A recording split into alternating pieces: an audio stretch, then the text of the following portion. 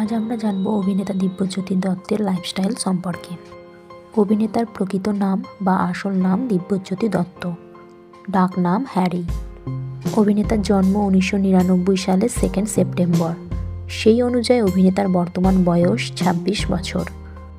অভিনেতা পশ্চিমবঙ্গ রাজ্যের কলকাতা শহরে জন্মগ্রহণ করেছিলেন।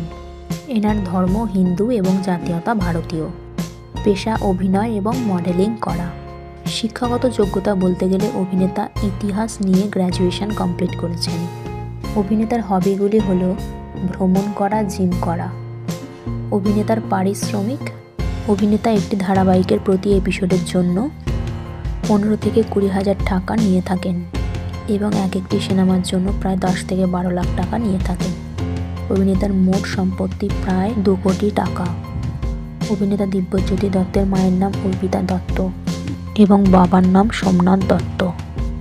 বোনের সঙ্গে অভিনেতা দিব্যজ্যোতি দত্ত।